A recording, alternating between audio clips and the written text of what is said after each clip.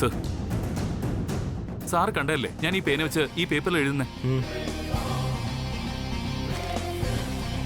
അത് മാഞ്ഞു പോയിരിക്കുന്നു.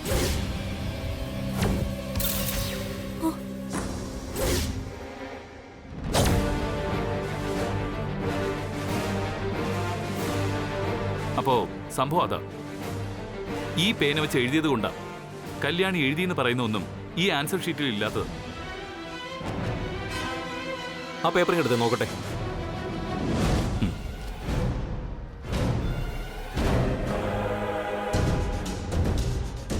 Yes, you are right sir.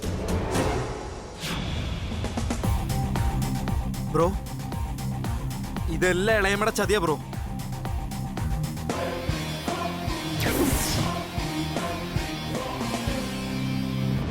അത് ശരി.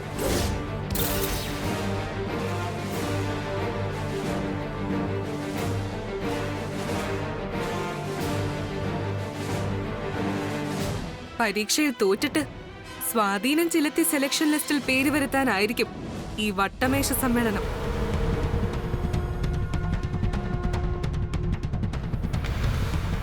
എന്താ സാറേ, സാറും അതിനെ കൂട്ടുനിൽക്കാണോ? കഷ്ടം.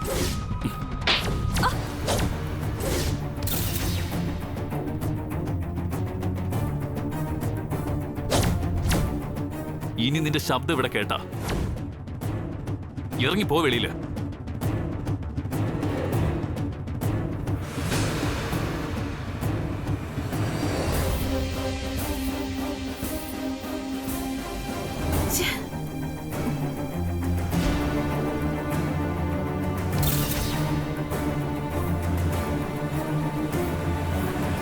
ഇറങ്ങിപ്പോവാൻ.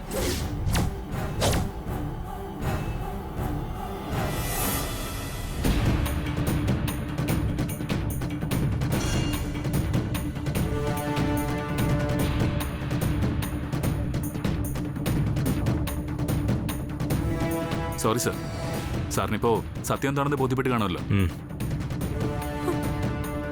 പറ്റുമെങ്കിൽ കല്യാണിക്ക് ഒരു ചാൻസ് കൊടുക്കണം. സർ, സർ പ്ലീസ് സർ, കല്യാണിക്ക് ഒരു ചാൻസ് കൊടുക്ക് സർ. Sir please.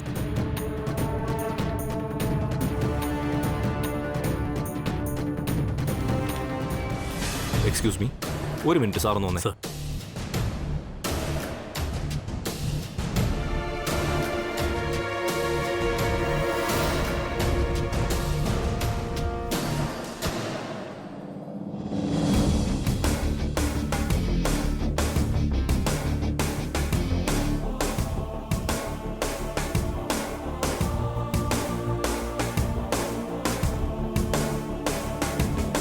നേരത്തെ എഴുതിയ പരീക്ഷയായതുകൊണ്ട് ഒരു 5 മിനിറ്റ് തരാം. അതിനുള്ളിൽ എഴുതി തരണം.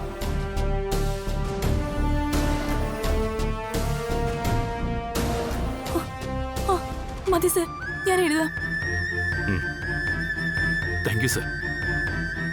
സാർ, ഒരു ബുക്ക്ലെറ്റ് കൊടുക്കും എഴുതാൻ. ഓക്കെ. കല്യാണി, ഇതെന്റെ പേനയാ. ഇതുകൊണ്ട് വേണം നീ ആൻസർ എഴുതാൻ.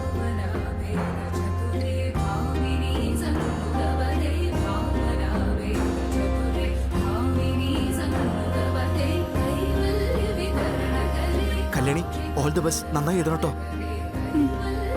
സാർ, ഒരു മിനിറ്റ്, നിങ്ങളൊന്ന് പുറത്തേക്ക്. ശരി.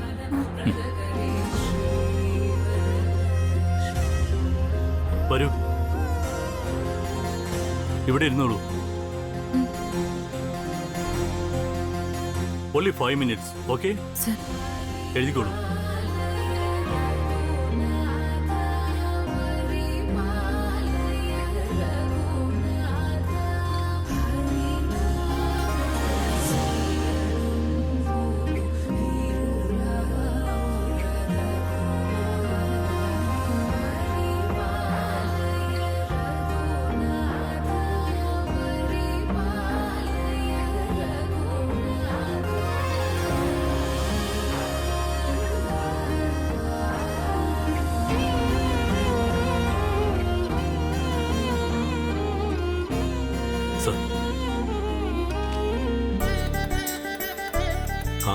പറഞ്ഞതിന് മുന്നേ എഴുതി കഴിഞ്ഞല്ലോ.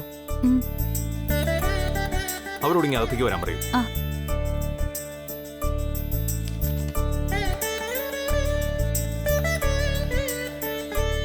വല്യുഞ്ഞേ വിളിക്കുന്നു.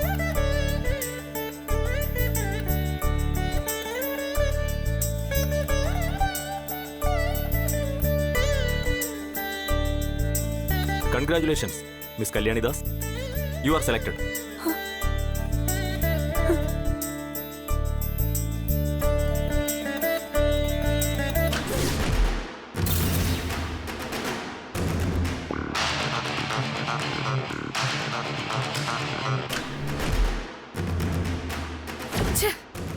ഷോ, ഇത് ഭയങ്കര സംഭവമായി പോയല്ലോ. തോറ്റ പരീക്ഷ ഇവള് ജയിച്ചു. രാശിയുള്ളവള് തന്നെ. ഗംഗെ, നീ കൂടുതൽ സൂക്ഷിക്കണം. തൃച്ചംബരത്തെ മൂത്ത മരുമകൾ പട്ടം ആർക്കാണെന്ന് ഇന്നിവിടെ ഉറപ്പായിരിക്കുക. ആ, നീ നല്ലൊരു ജോത്സ്യനെ കാണുന്നത് നല്ലതാ.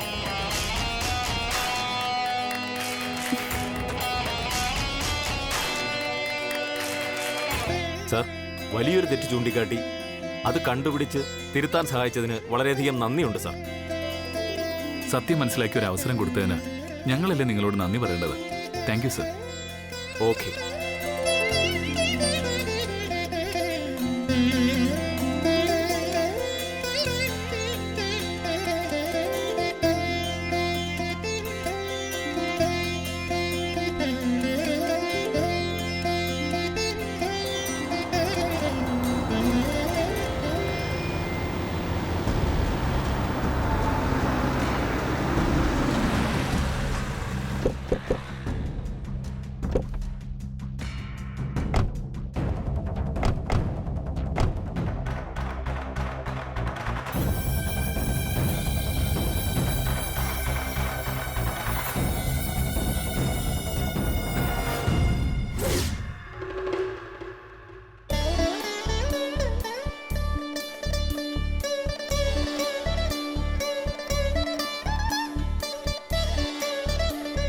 പൊയ്ക്കോട്ടെ വല്യുഞ്ഞേ. ആ നിക്കേട്ടിയോളെ. അങ്ങനെ ആദ്യ കടമ്പ കഴിഞ്ഞു. സന്തോഷായില്ലേ? നീ ഇന്നലെ രാത്രി ടെൻഷൻ കാരണം ഒരു പൊടി ഉറങ്ങിയിട്ടുണ്ടാവില്ലെന്നറിയാം. ഇനി പോയി കിടന്ന് മനസമാധാനത്തോടെ നല്ലൊരു ഉറക്കം ഉറങ്ങും. ദേ, പകലാണെന്ന് കരുതി സ്വപ്നം കാണലിന് ഒരു പിശുക്കും വേണ്ട കേട്ടോ. ഇപ്പോ പകൽക്കിനാവും ഫലിക്കുമെന്നാ പറയുന്നത്.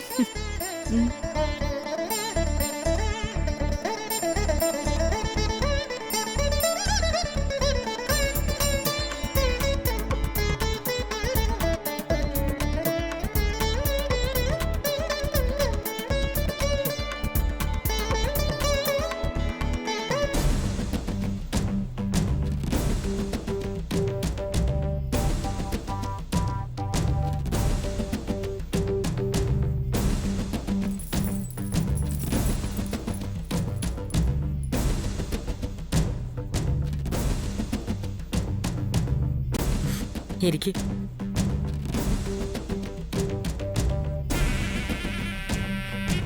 ആനന്ദ് എവിടെ? വരുന്നുണ്ട് ആന്റി. കല്യാണിയുടെ കാര്യം പറയണോ? വേണ്ട, പിന്നെ അവിടെ നടന്ന കാര്യങ്ങളൊക്കെ വള്ളി പുള്ളി തെറ്റാതെ പറയേണ്ടി വരും. എന്താ അവിടെ ഒരു അടക്കം പറച്ചില്? ഏയ് ഒന്നുമില്ല ആന്റി. ഗംഗ ഈ എക്സാം ജയിച്ചതല്ലേ? അതെ. പിന്നെന്താ മുഖത്തൊരു സന്തോഷമില്ലാത്തത്? Any problem? Nothing aunty. Okay.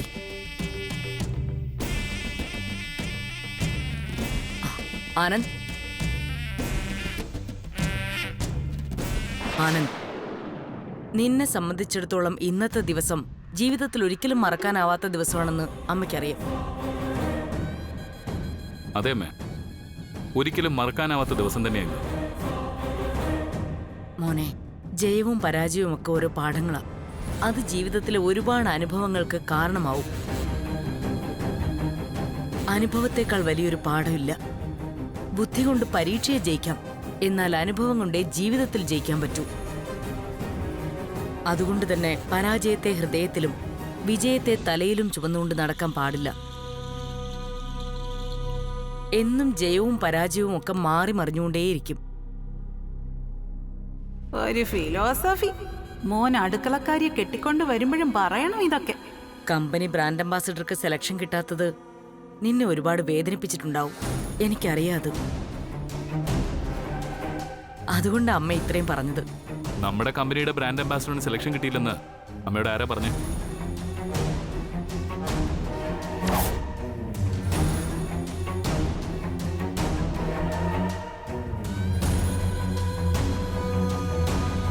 ആദ്യം പ്രസിദ്ധീകരിച്ച ലിസ്റ്റിൽ കല്യാണിയുടെ പേരുണ്ടായിരുന്നില്ല. കല്യാണിക്ക് സെലക്ഷൻ കിട്ടാതിരിക്കാൻ ചിലർ ചെയ്ത ചതിയായിരുന്നു അത്.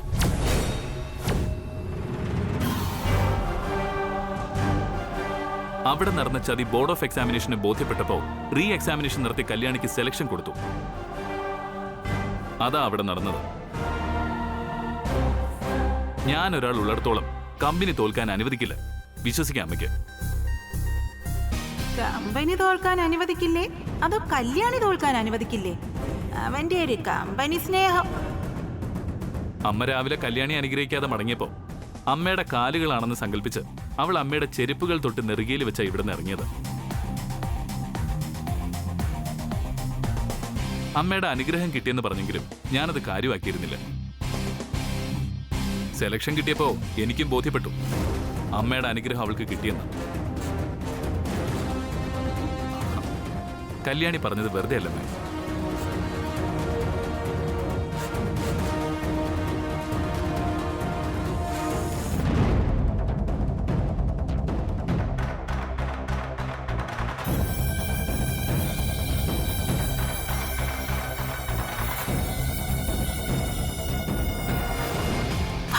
നമുക്ക് പോവാം.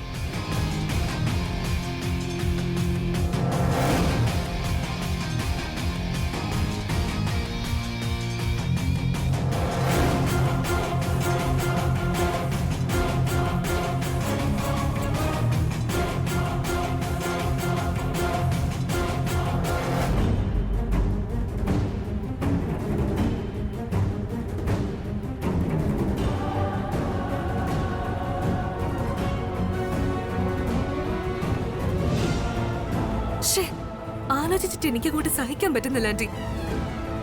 അവൾ ഈ പരീക്ഷ ജയിക്കുമെന്ന് സ്വപ്നത്തിൽ പോലും ഞാൻ കരുതിയതല്ല.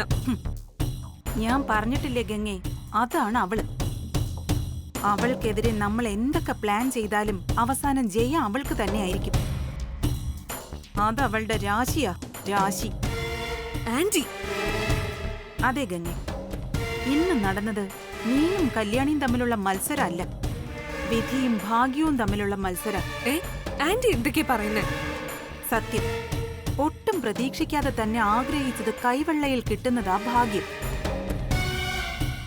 പക്ഷെ വിധി മറിച്ച. എത്ര കഷ്ടപ്പെട്ടാലും കയ്യെത്തും ദൂരത്ത് വെച്ച് നഷ്ടപ്പെടുന്നതാണ് വിധി. ഇങ്ങനെയാണ് പോക്കെങ്കിൽ അവള് തൃച്ചംബരത്തെ മൂത്ത മരുമകളായെന്നും വരും. ആന്റി,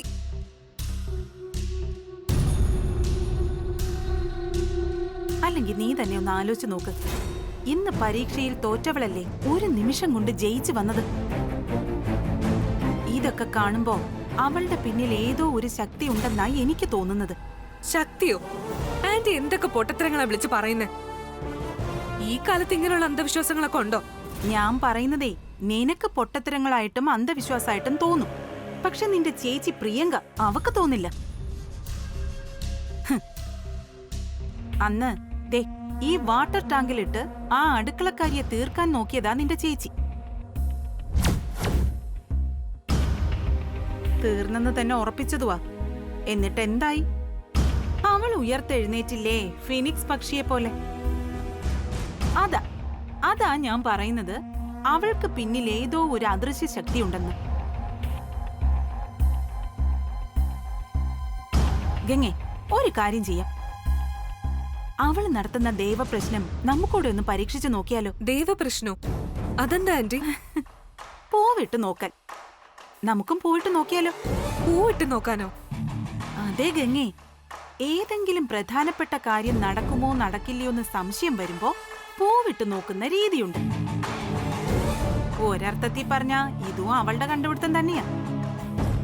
ആനന്ദിന്റെ കല്യാണം വരെ നടക്കുമോ നടക്കില്ലെന്ന് അഖിലാണ്ടേശ്വരി വരെ ഒരിക്കൽ ഈ പൂവിട്ട് നോക്കൽ നടത്തണമെങ്കിലേ ഇതത്ര നിസ്സാരമായിരിക്കില്ലല്ലോ. അത് ശരിയാ ആന്റി. അഖിലാന്റി ചെയ്തിട്ടുണ്ടെങ്കിൽ അതത്ര നിസ്സാര കാര്യമായിരിക്കില്ല. ആ എങ്ങനെ ആന്റി പൂവിട്ട് നോക്കുന്നത്? അതോ, അത് ഒരു ഇലയെടുത്ത് അതിന്റെ നടുവിൽ ഗണപതി വിഗ്രഹം വെക്കണം. എന്നിട്ട് എന്താഗ്രഹമാണ് സാധിക്കാനുള്ളതെന്ന് വെച്ചാ അത് മനസ്സിൽ വിചാരിച്ചുകൊണ്ട് ഒരു പിടി പൂ കയ്യിലെടുത്ത് കണ്ണുകൾ അടച്ച് വിഗ്രഹത്തിലേക്ക് ഇടണം. അങ്ങനെ ഇടുന്ന പൂക്കൾ ഒന്നും തന്നെ ഇലയ്ക്ക് വെളിയിൽ വീഴാതെ വിഗ്രഹത്തിന് ചുറ്റുമാണ് വീഴുന്നതെങ്കിൽ മനസ്സിൽ ആഗ്രഹിച്ച കാര്യം നടക്കുമെന്ന് തീർച്ച. മറിച്ചാണെങ്കിൽ ആ ആഗ്രഹം ഒരിക്കലും നടക്കില്ലെന്നർത്ഥം. എന്താ, നീ തയ്യാറാണോ? തയ്യാർ. എങ്കിൽ ഇനി ഒട്ടും വൈകിക്കണ്ട, ഇന്ന് തന്നെ നമുക്കത് പരീക്ഷിക്കണം. ഇവിടുത്തെ പൂജാമുറിയില്. ശരി ആന്റി. ആ എന്നാ വാ.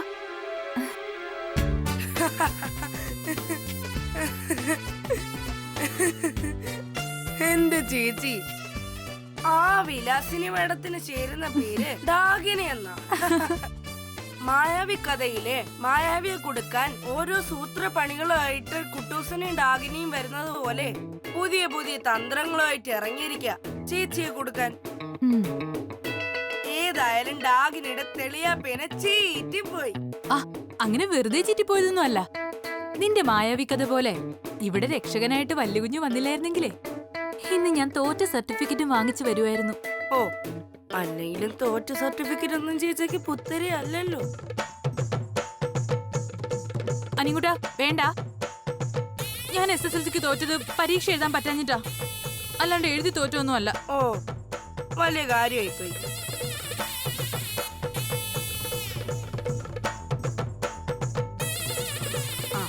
അത് പോട്ടെ, സത്യം പറയാലോ, ഇപ്പൊ ചേച്ചിയെ കാണാൻ തൃച്ചംബരത്തെ മൂത്ത മരുമകളുടെ ലുക്കൊക്കെ ഉണ്ട്. ഒന്ന് പോടച്ചൊക്കെ കളിയാക്കണ്ട്. മത്സരത്തിൽ ജയിക്കണമെങ്കിൽ ഇനിയും കുറെ കടമകളുണ്ട്. അത് ഓർക്കുമ്പോഴാ. അതൊക്കെ എന്റെ ചേച്ചി ജയിച്ചു വരുമെന്ന് എനിക്ക് ഉറപ്പാ. ചേച്ചി, ആത്മവിശ്വാസം വേണം. എന്നെ കണ്ടുപിടിക്ക്. ഒരു കളക്ടർ ആവാൻ വേണ്ടിയല്ലേ ഞാൻ ഇത്ര കഷ്ടപ്പെട്ട് പഠിക്കുന്നേ. ഓഹോ, അതാവോന്ന് എനിക്കൊരു ആത്മവിശ്വാസം ഉണ്ട്. അതുപോലെ കഷ്ടപ്പെട്ടാൽ ചേച്ചി തൃച്ചംബരത്തെ മൂത്ത മരുമകളാകുകയും ചെയ്യും, ഞാൻ കളക്ടറും ആകും.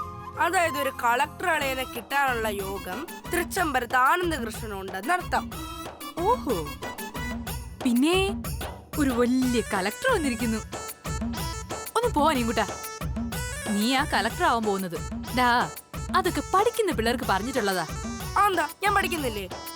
ചില വിഷയങ്ങൾക്ക് 1-2 മാർക്ക് കുറയുന്നുണ്ട് എന്ന് വെച്ച് ഞാൻ പഠിക്കത്തന്നെയാണെന്ന് പറയരുത്.